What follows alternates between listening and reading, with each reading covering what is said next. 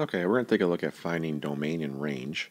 And quite simply, domain is the set of all possible x values, and range is dealing with possible y values.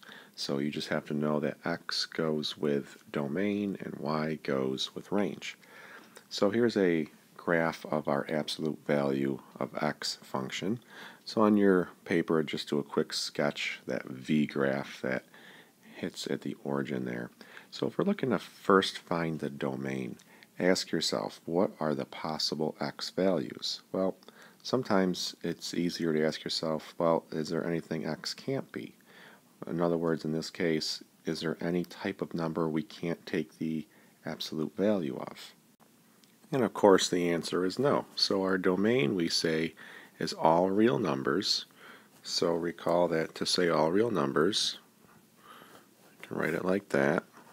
Or we're going to use what we call interval notation, negative infinity to positive infinity, any number over that interval.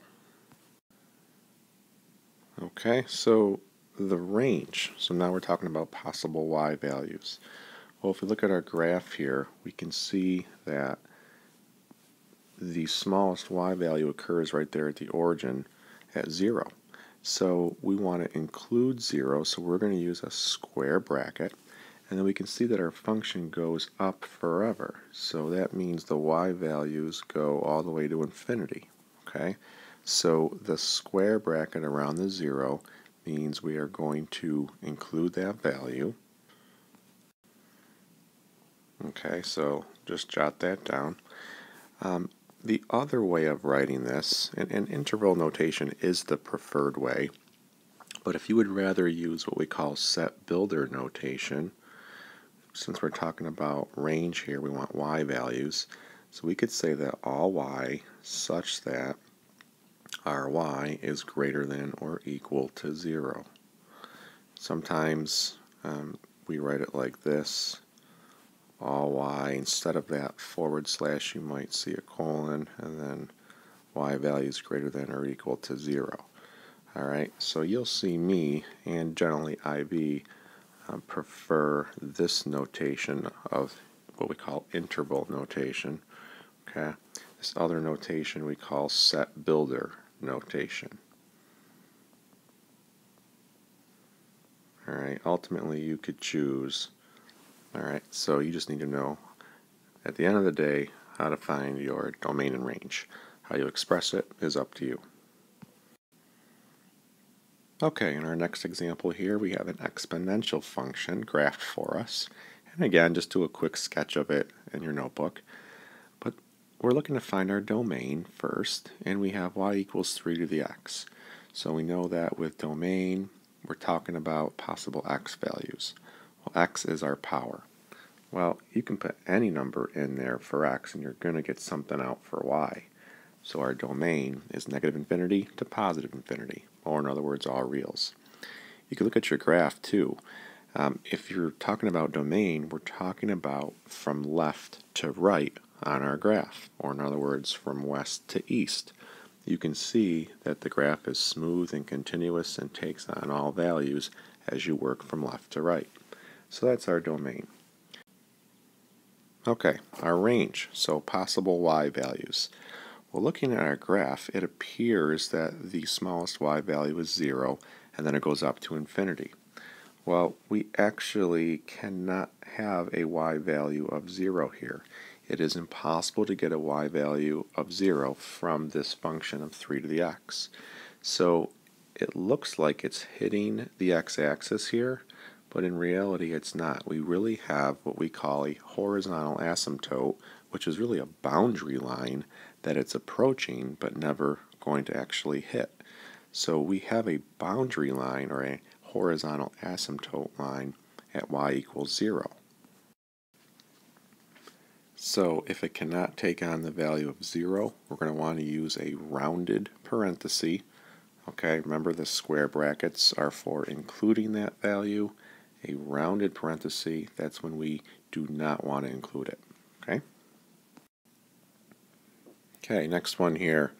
Just doing a very basic sketch of it this time. So this particular function starts at the point 2, 1 and moves to the right and down like you can see.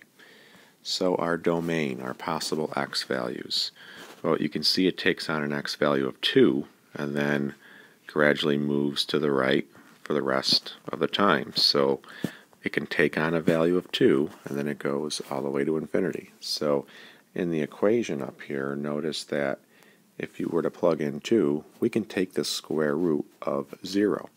All right, but anything less than 2 would give us a negative underneath the square root, which we know is undefined. Okay, so our domain has to be all x values greater than or equal to 2.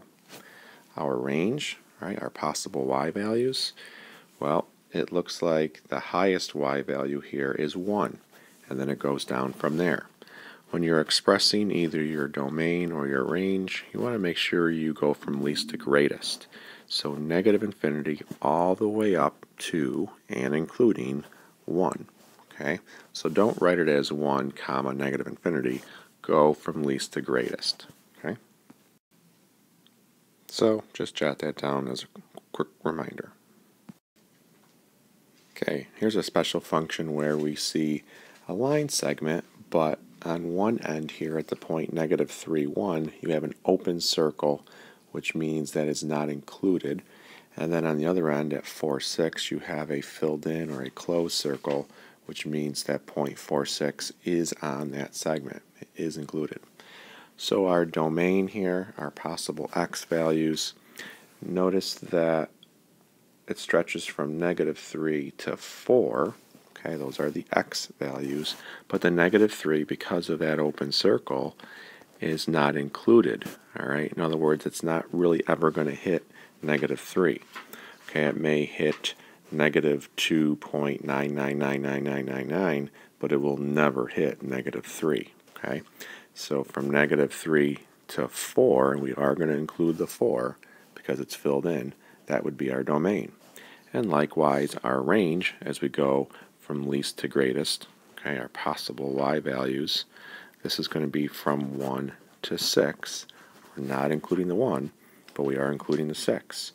So again, it could take on something very, very close to 1, such as 1.000001, and then go all the way up, okay, to 6, but it will not hit that value of 1 because of that open circle. Okay, in our last example here, take a moment to sketch this graph. It's an odd-looking function made up of a couple segments. Notice that 3 out of the 4 endpoints are closed circles, but we have one here that is an open circle at 1, 5.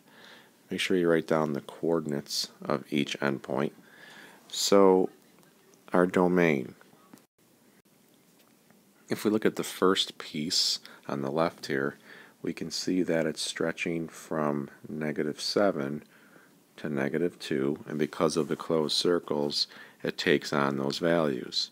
So square bracket from negative 7 to negative 2. Okay. Now in addition to that, it's going to stretch from 1, but not including that 1, to 8. So we're going to use what we call the union symbol. It's just that little U, and you've probably seen this before. It means we're connecting the two together. Think of it as a union of two people when they get married. So we're connecting that to 1, not including the 1, to 8, but including the 8. Okay?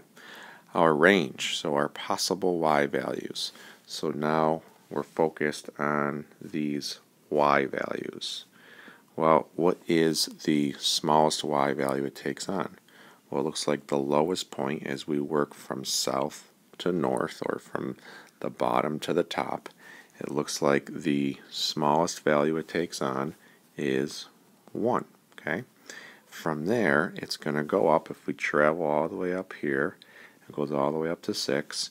Now notice this other piece is inside of this piece on the left if you're thinking about it in terms of going from the bottom to the top. So this other piece, all right, from 2 to 5, that's within this 1 to 6. So 1 is the smallest y value, 6 is the highest y value, So there's our range.